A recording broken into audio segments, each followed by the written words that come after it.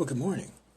It's been an interesting week, to say the least. I realized I'm not exactly an autodidact in the sense that, I was taught how to learn, and I had some teachers, and I've had a number of teachers, but I'll give you an example how uncommon this is. I've told you before about how wrong people get Nietzsche, and I think it's just because they don't read it. They just listen to what other people tell them, because if you just read any of this stuff, like will to power, Willenmacht, it means what propels you.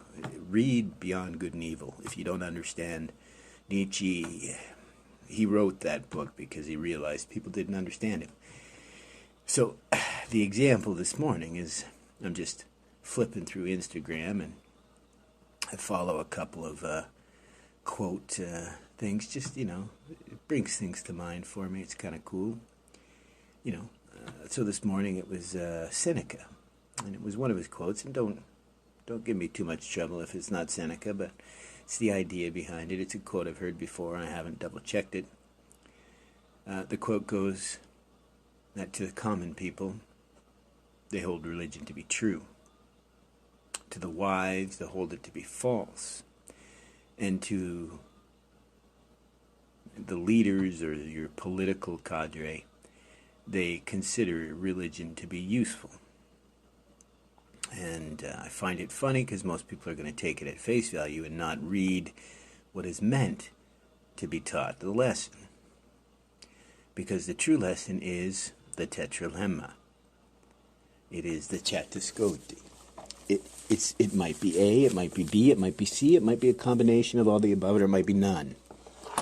In this case, arguably, it's closer to none. Because the common people hold religion to be true, which is false. As Jung said, Christ was just an image. He was a character, a myth, is a myth. How about that the wise hold it to be false? Well, it's not false either, is it? Right? Because it is beneficial, religion. Right? We're not talking about a specific religion. We're talking about a path you follow with devotion and commitment. That's not false. That's actually quite beneficial. So how about the last one? That a politician might consider religion useful. Well, as I said, it certainly is useful. So that's not a problem. But it's not useful for, and this is why I mentioned Nietzsche, it's not useful for control over others. Right? This will to power is simply for your own. Again, read Beyond Good and Evil. It's what powers you, what propels you. So if you believe that you can use religion to control others, you've failed. Failed to understand others, and failed to understand religion, and failed to understand yourself. And certainly in this case, you failed to understand the lessons. So the people hold it to be true. That's not what you're supposed to do. You're supposed to have doubt, naturally. But you're supposed to trust. Right? I said this before. The true secret is to act without regret. Because you know you're acting in, everyone's best interest based on the information at hand. And if you were wrong, well, you certainly tried your best, right? Intention. Right? So you shouldn't consider religion as true. Right? First rule of logic is doubt. So you also shouldn't consider yourself wise if you would consider religion to be false. This is the enantiodromia that Jung talks about, that we'll all get to eventually, this movement to the opposite.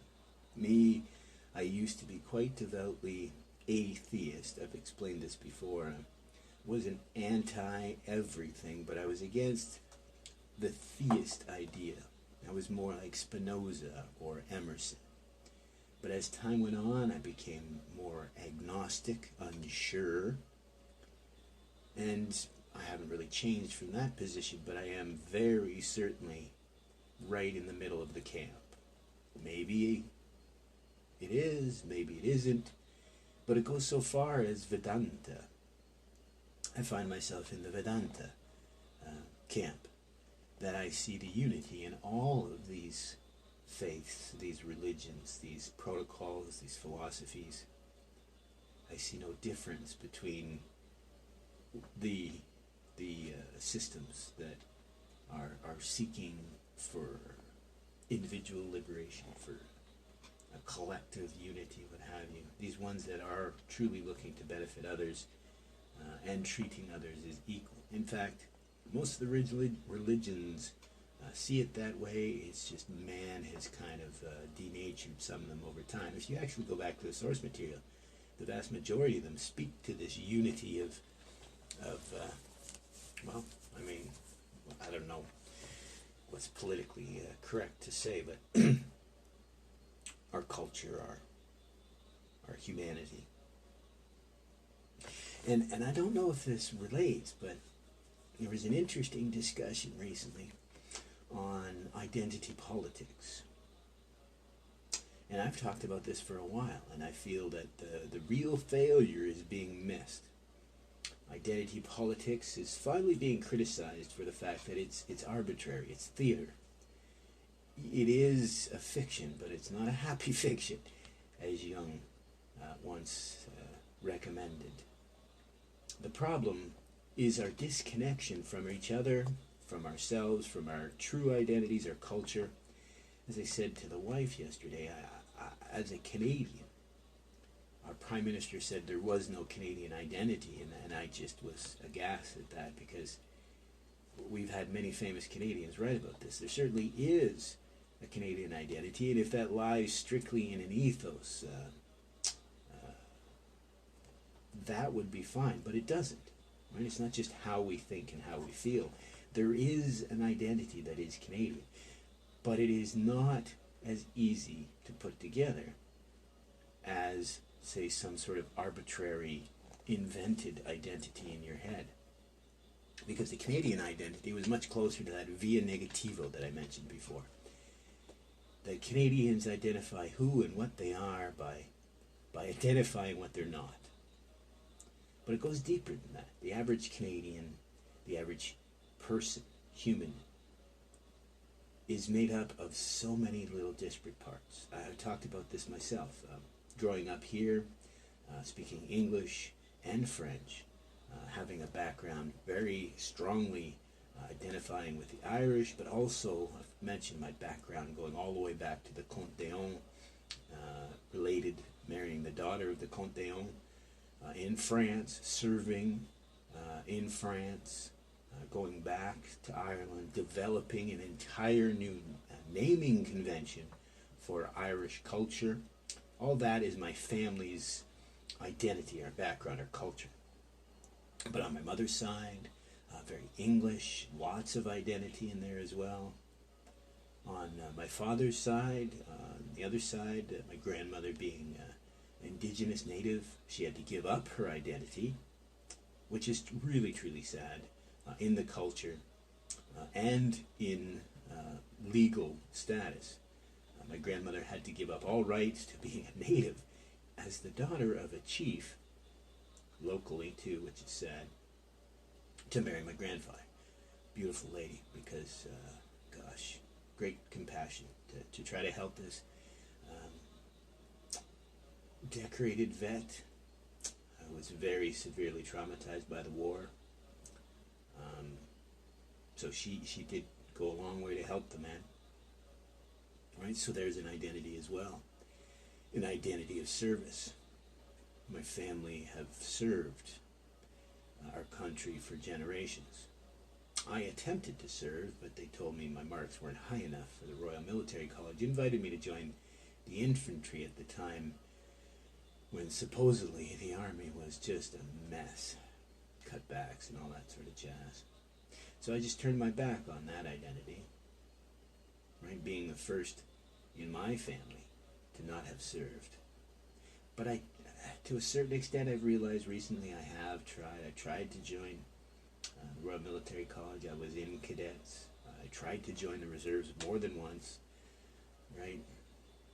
Medical reasons, and then more recently, I even tried to join just before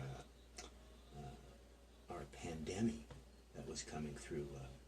Because I was giving tours at a Chinese temple, I was one of the first around here to get sick and to see these people sick. That was, October of 2019, October, November. Don't quote me. As I mentioned, we opened one of the largest Buddhist temples outside of Asia, here in Ontario, Canada.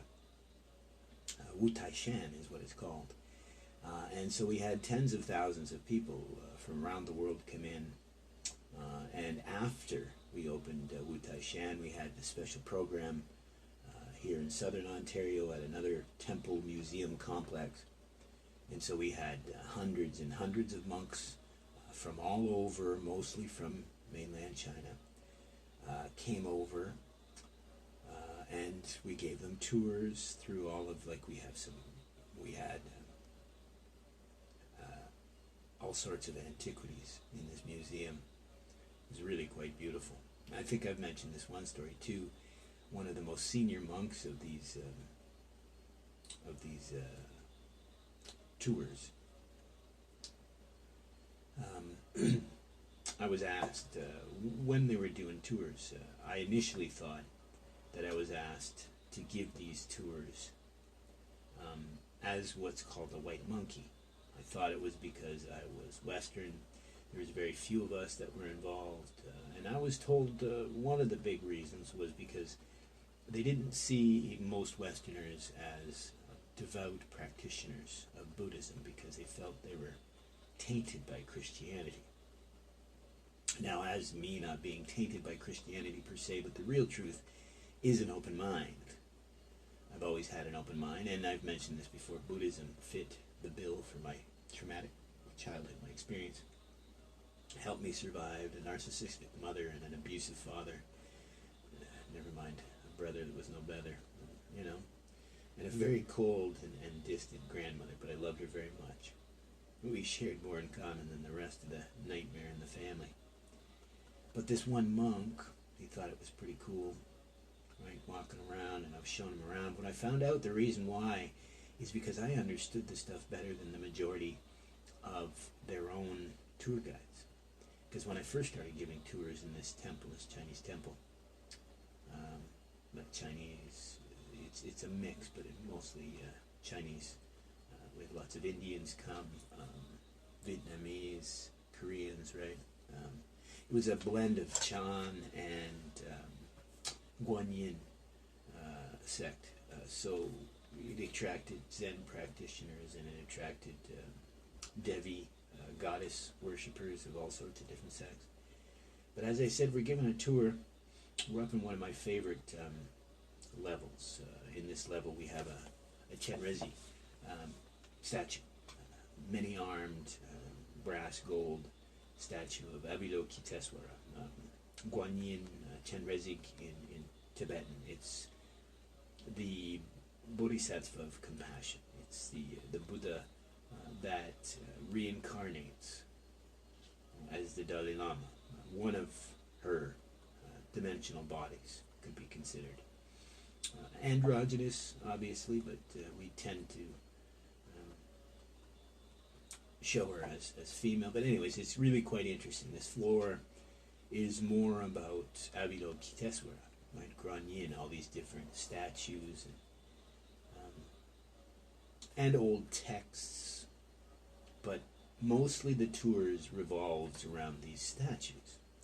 But when this very high monk had come in, of course, not as interested in the statue, particularly that most of the statues were not of his tradition. They were Tibetan or otherwise. Some of them gifted, some of them... So he was interested more in some of these texts, and I don't even think the person who was in charge of running the whole complex even understood what was in one of these cabinets, whereas I did understand. I knew there were little drawers for scrolls. And so that's what he was interested in. They were showing him this famous scroll that was under glass, but he kept looking over at this, right? And I was standing next to it, and he kept looking over at this, and so I said, well, here. And so I just pulled out a drawer, and I laid it on the glass cable.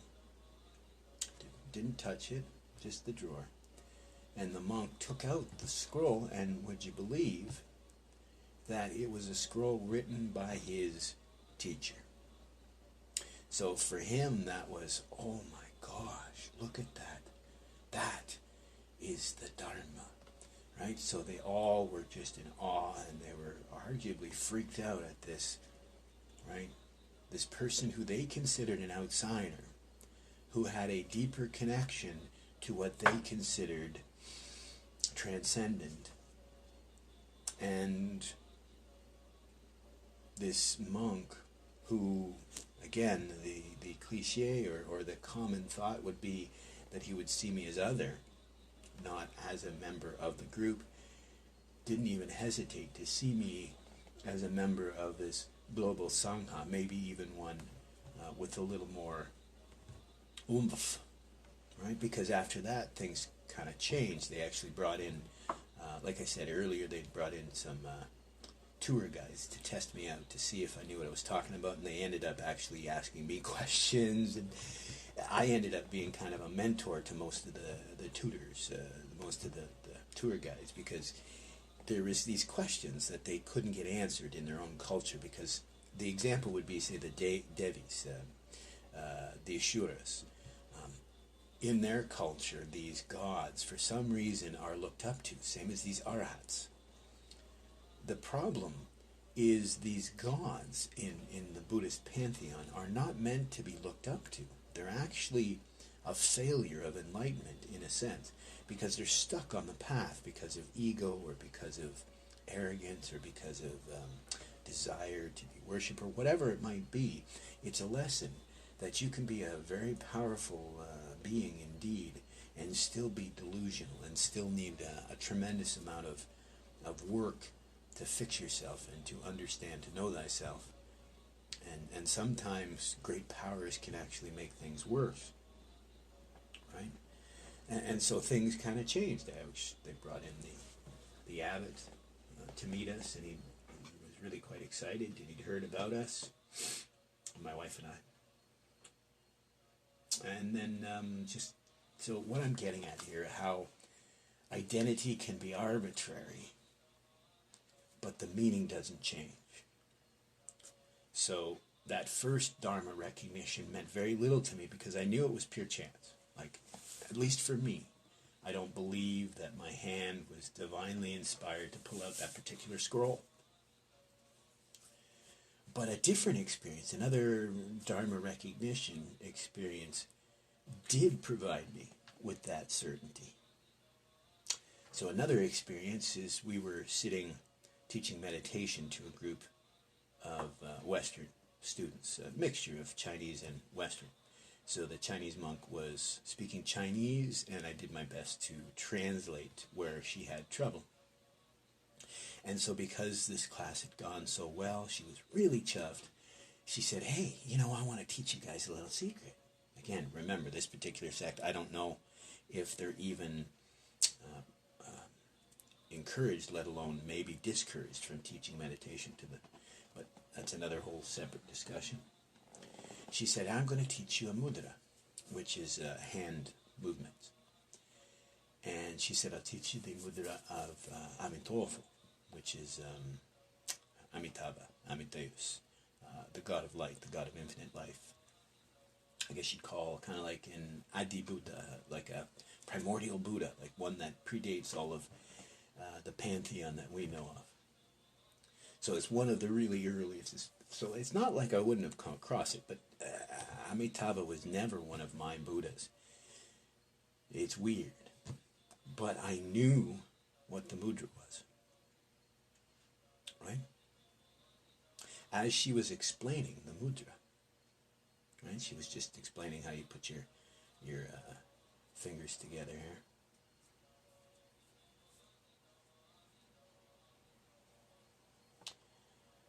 I just put my hands together, and I ended up putting them in and right now I can't remember exactly which one was the.